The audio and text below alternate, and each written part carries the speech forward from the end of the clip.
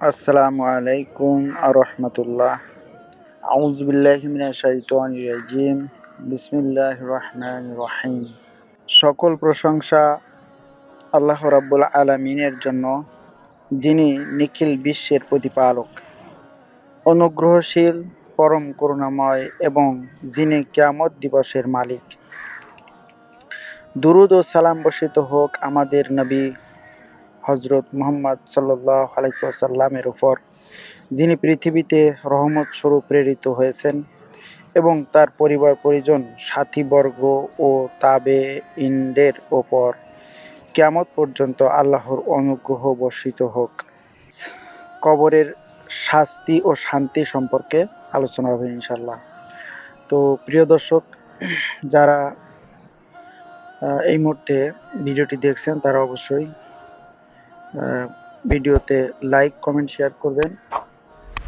আর যারা চ্যানেলটি সাবস্ক্রাইব করেননি তারা অবশ্যই সাবস্ক্রাইব করবেন, আর যারা সাবস্ক্রাইব করেছেন তাদেরকে অনেক অনেক ধন্যবাদ। তো চলুন ভিডিওটি শুরু করি। প্রিয় সাথীগণ, প্রত্যেক মানুষ জন্মের পর তিনটি স্তর অতিক্রম করে থাকে: ইহকালীন জীবন, বারজাখী জীবন, পরকালীন জীবন যা চিরস্থায়ী জীবন, যার কোনো শেষ নেই।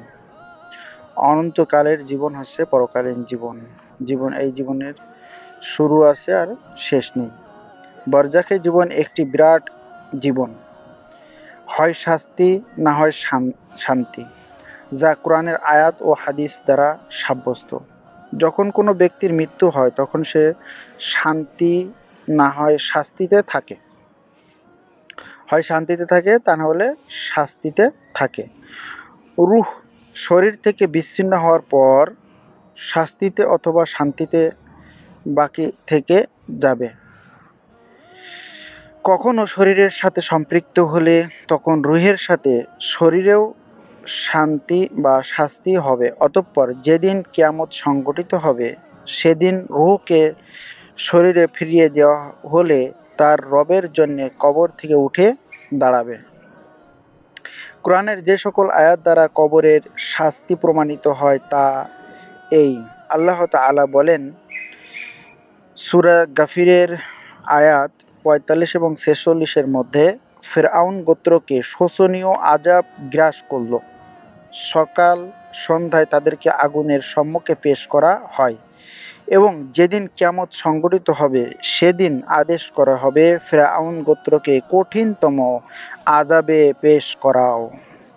নাউযুবিল্লাহ মিন যালিক। আল্লাহ রাব্বুল আলামিন আমাদের সমস্ত প্রকার অন্যায় অপকর্ম থেকে দূরে থাকার তৌফিক দান করুন, আমিন। হাফিজ ইবনে হাজার রহমাহুল্লাহ এই আয়াতের তাফসিরে বলেন, ফিরআউন এবং তার অনুসারীদের রূহ সমূহ কিয়ামত পর্যন্ত সকাল সন্ধ্যায় আগুনের সম্মুখীন করা হবে। যখন কিয়ামত সংঘটিত হবে তখন তাদের রূহ এবং শরীরগুলো আগুনে একত্রিত করা হবে।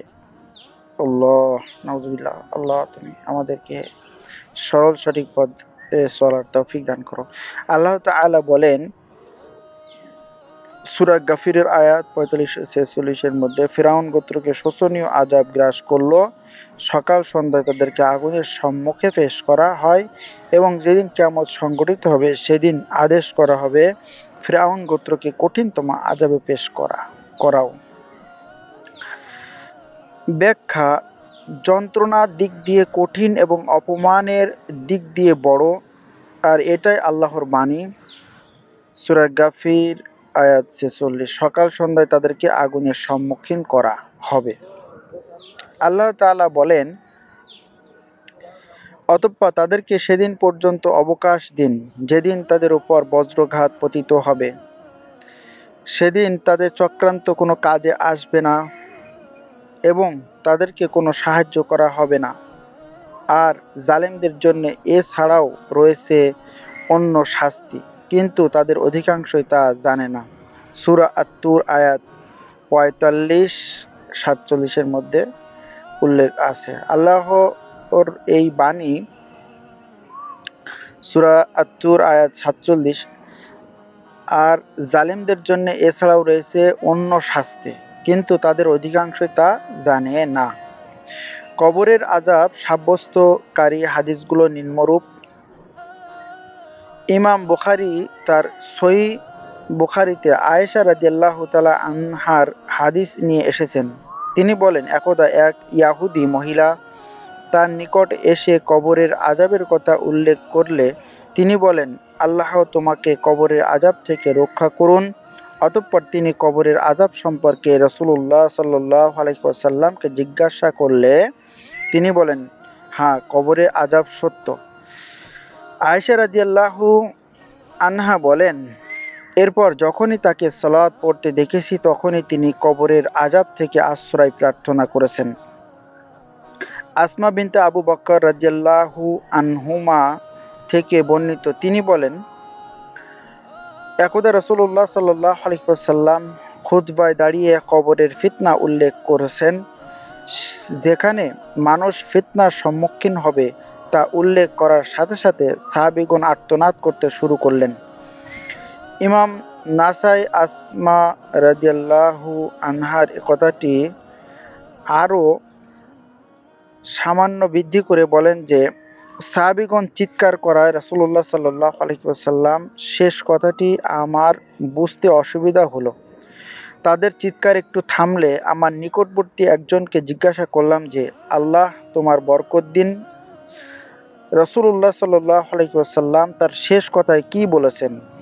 বললেন, তিনি বলেছেন, আমার নিকট ওহী এসেছে যে নিশ্চয় তোমরা কবরের ফিতনার সম্মুখীন হবে, যা দাজ্জালের ফিতনার সমকক্ষ প্রায়।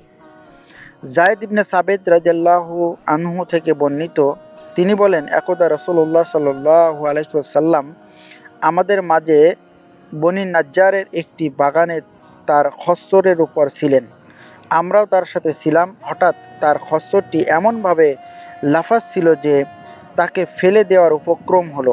তখন তিনি সামনে 4 থেকে 5টি কবর দেখতে পেলেন। জিজ্ঞাসা করলেন, এই কবরবাসীদেরকে কেউ চেনো কি? এক ব্যক্তি বলল, আমি চিনি। তিনি বললেন, তারা কখন মারা গেছে? বলল, মুশরিক অবস্থায় মারা গেছে। তিনি বললেন, নিশ্চয় এই উম্মতের কবরের পরীক্ষার সম্মুখীন হবে। যদি তোমরা তাদেরকে দাফন না করতে তাহলে কবরের শাস্তি আমি যা শুনি তোমাদেরকেও তা শোনানোর জন্য আল্লাহর নিকট দোয়া করতাম। অতঃপর তিনি আমাদের দিকে ফিরে বললেন, তোমরা আল্লাহর নিকট কবরের আযাব থেকে আশ্রয় প্রার্থনা করো। তারা বলল, তখন আমরা আল্লাহর নিকট কবরের আযাব থেকে আশ্রয় প্রার্থনা করলাম। তিনি বললেন, প্রত্যক্ষ ও পরোক্ষ ফিতনা থেকে আল্লাহর নিকট আশ্রয় চাও। তারা বলল, তখন আমরা আশ্রয় চাইলাম। তিনি দাজ্জালের ফিতনা থেকে আশ্রয় চাইতে বললে আমরা আল্লাহর নিকট আশ্রয় চাইলাম। সহিহ মুসলিমে এবং সুনানের কিতাবসমূহে আবু হুরায়রা রাদিয়াল্লাহু আনহু থেকে বর্ণিত, নবী সাল্লাল্লাহু আলাইহি ওয়াসাল্লাম বললেন, যখন তোমাদের কেউ সলাতে শেষ তাশাহুদ সমাপ্ত করবে তখন আল্লাহর নিকট 4টি জিনিস থেকে আশ্রয় চাইবে: জাহান্নাম ও কবরের আযাব থেকে, জীবন মৃত্যুর ফিতনা থেকে এবং মাসিহ দাজ্জালের ফিতনা থেকে। কবরের আযাবের হাকিকতের উপর প্রমাণিত দলিলসমূহে যা ইমাম মুসলিম রাহিমাহুল্লাহ তার সহিহ মুসলিমে ইবনে আব্বাস রাদিয়াল্লাহু আনহু থেকে বর্ণনা করেছেন, নবী সাল্লাল্লাহু আলাইহি ওয়াসাল্লাম নিম্নের দোয়াটি তাদেরকে এমনভাবে শিক্ষা দিতেন যেমনভাবে কোরআনের কোনো সূরা শিক্ষা দিতেন। দোয়ার অর্থ, হে আল্লাহ, আমি তোমার নিকট জাহান্নামের আযাব, কবরের আযাব, জীবন মৃত্যুর ফিতনা এবং মাসিহ দাজ্জালের ফিতনা থেকে আশ্রয় চাচ্ছি। বুখারী ও মুসলিম আবু আইয়ুব রাদিয়াল্লাহু আনহু থেকে বর্ণিত, তিনি বলেন, নবী সাল্লাল্লাহু আলাইহি ওয়াসাল্লাম একদা গোধূলির সময় বের হলে একটি আওয়াজ শুনতে পেয়ে তিনি বললেন, ইয়াহুদীদের কবরের শাস্তি হচ্ছে। প্রিয় সাথীগণ, পূর্বের আলোচনা থেকে প্রতীয়মান হয় যে মানুষের একটি অন্য রকম জীবন রয়েছে যার বৈশিষ্ট্য আলাদা এবং এতে শরীরের সাথে রুহের যে সম্পর্ক তা একটি বিশেষ সম্পর্ক। মানুষের জীবনে শান্তি বা শাস্তি লাভ হবে পৃথিবী জীবনের প্রেরিত আমল অনুযায়ী। বারজাখী জীবন একটি অদৃশ্য জীবন। কুরআন ও হাদিস দ্বারা যেভাবে প্রমাণিত হয় সেইভাবে ঈমান আনা আবশ্যক। সেই সাথে কবরের আযাব বা শাস্তি সহ এর সাথে সম্পৃক্ত কত করব ইনশাআল্লাহ। আল্লাহর নিকট সাহায্য প্রার্থনা করি, যিনি দানশীল, তিনি যেন আমাদের এবং আমাদের পিতামাতা সহ সকল মুসলিম ভ্রাতৃত্ববৃন্দের কবরকে জান্নাতের বাগিচা বানিয়ে দেন, আমিন। এই আশাবাদ ব্যক্ত করে সকলের শুভকামনায় আজকের মতো বিদায়। আল্লাহ হাফেজ। আসসালামু আলাইকুম আ রহমতুল্লাহ।